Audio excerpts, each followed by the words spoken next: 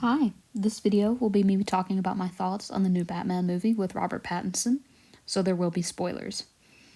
I've seen it 3 times now, and I will probably buy the DVD once it's out as well. The fact that I'm willing to see a 3-hour-long movie multiple times is a good indication that I really enjoyed it. I know this movie will be compared to the other Batman movies, so I'll just quickly say that, in my opinion, this is one of the strongest Batman movies out there. I think Ben Affleck was a good actor, but I did not like the writing for his Batman. As for Christian Bale, it's been years since I've seen those, and I remember that I had some issues with the Dark Knight trilogy. I don't remember what those issues that I had were, because it's been years since I've seen them, but I do remember that there were things that I just did not like about them. One of my coworkers actually asked me if this new Batman movie was anything like Batman Forever with Val Kilmer, and I can confidently say that no, it is not like that movie. But for me, the best version of Batman will always be from the animated series, voiced by Kevin Conroy. That is the definitive version of Batman, in my opinion. Feel free to disagree.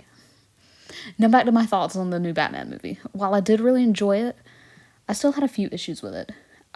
I think what bothered me the most was the portrayal of Bruce's parents and who killed them.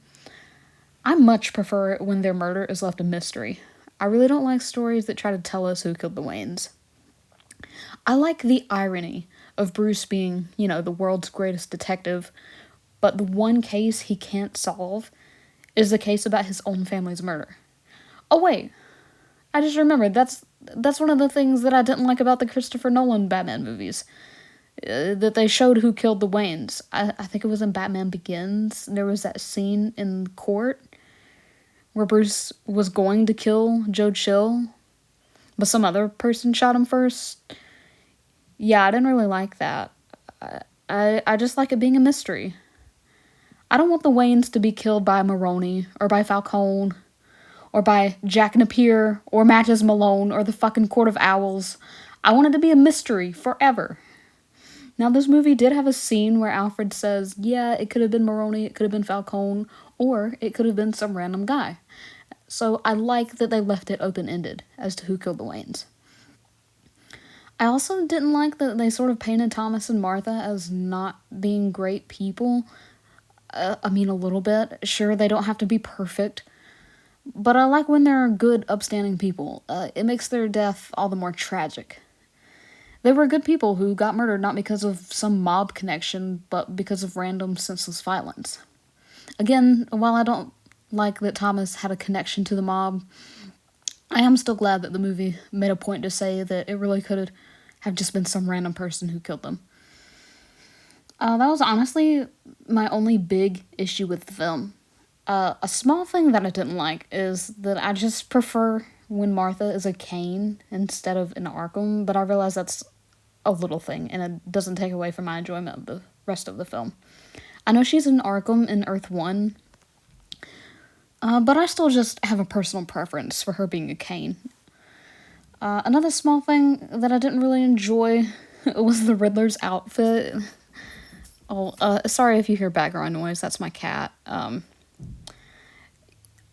Yeah, the Riddler's outfit, of course, the inspiration for him in this movie is the Zodiac Killer, which I kind of get, because the Zodiac Killer had codes and stuff, but I prefer Riddler being in his green suit with the purple question marks all over it. The creepy mask didn't really fit the Riddler's MO to me. I like him looking kind of campy. He doesn't have to be Jim Carrey levels of campy, but a little camp in his outfit would have been nice. Also, I prefer his last name being Nigma as opposed to Ashton, but whatever, that's just a little thing. But other than those little things, I did really enjoy this movie. The music and sound design were top-notch. I love the bell part of the music. I had that stuck in my head for hours after the movie. It was interesting that they made Batman have such loud footsteps, because he's usually, super quiet and sneaky. The loud boots aren't great for stealth, but they sure did sound cool. And speaking of being cool, I'm glad that they made Bruce kind of uncool, He made mistakes and stuff, which I thought was realistic, considering he's only been Batman for 2 years in this movie. His detective skills aren't fully polished, as shown with the El Rata, Love Rata stuff. Though Alfred was the one who broke that code, and he did mention that it was bad Spanish. Anyway, I know a lot of people want to see him be the world's greatest detective right from the start, but I really like that it shows he still needs to do some growing. Oh, and that scene when he's like escaping the police with the flying squirrel suit looked so uncool. I loved it. He looked utterly ridiculous and totally wiped out that landing. I liked seeing him be a little uncool and not perfect at everything all the time. A scene that I did think looked really cool was towards the end where he's fighting Falcone's henchmen and he's beating them up one after another in the dark with only like their gunfire as light, and it's one continuous shot for several seconds. I loved the visuals in that scene, and it reminded me a little bit of that scene at the very end of Rogue One, a Star Wars story, where Darth Vader is just cutting down rebel soldiers in a hallway as they're passing the Death Star plans off to one another. Such a cool scene, 10 out of 10.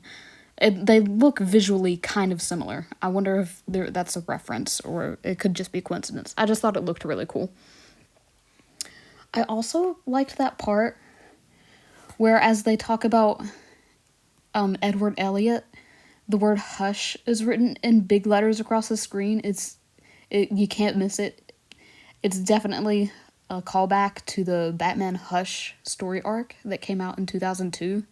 In that story, there's a character named Thomas Elliot who could possibly be related to the Edward Elliot in this universe of this movie.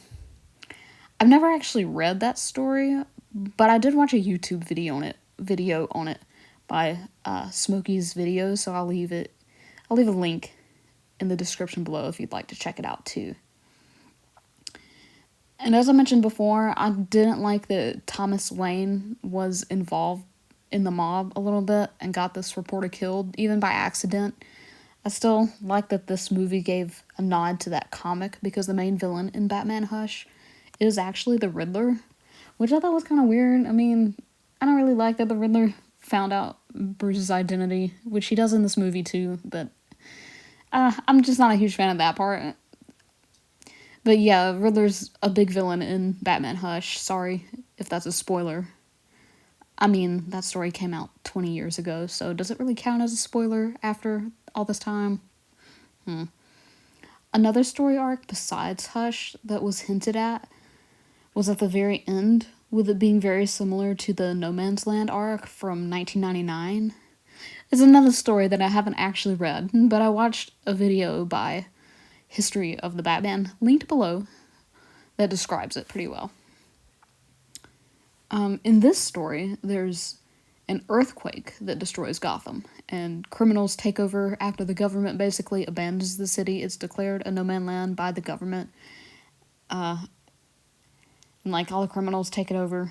I have to wonder if the Penguin series being made by HBO Max will follow the No Man's Land story more. I know they're making like a show series with the Penguin as the main character. I wonder if it'll follow No Man's Land like that, of them being like big crime bosses taking over the city. Don't know when that'll be out though, but that's definitely a plot line they could go with.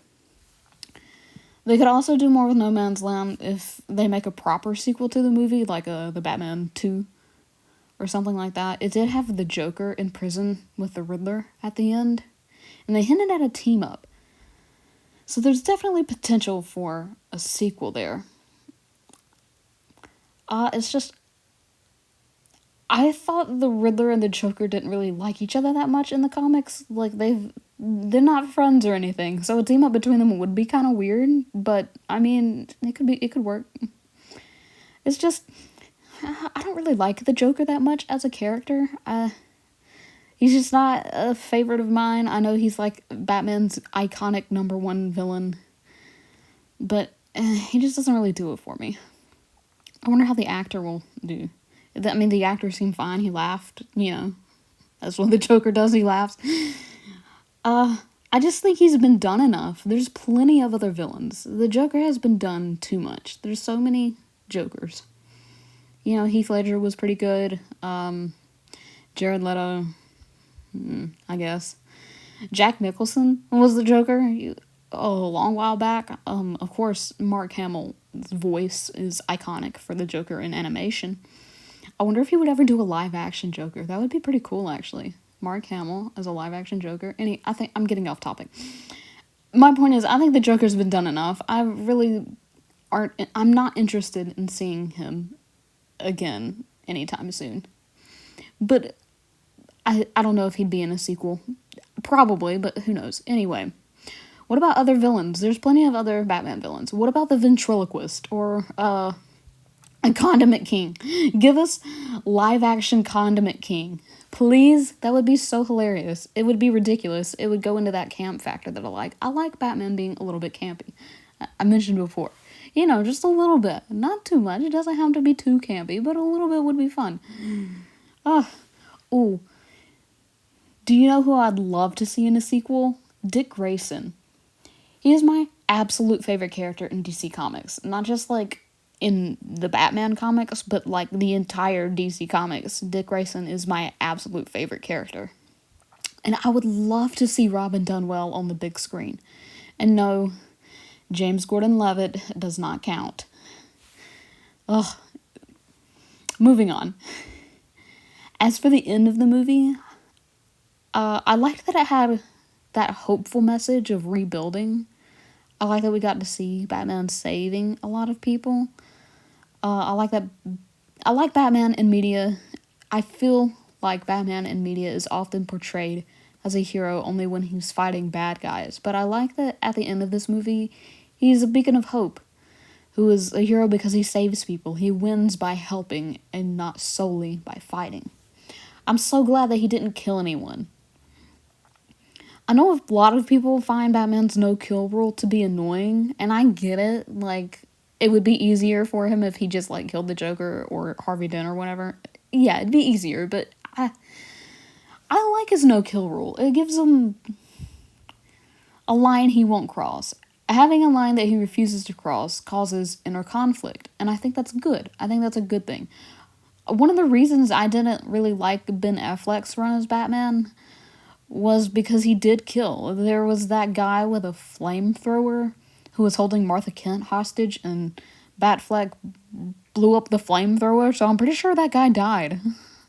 I mean, it was a fiery explosion. I'm pretty sure he died.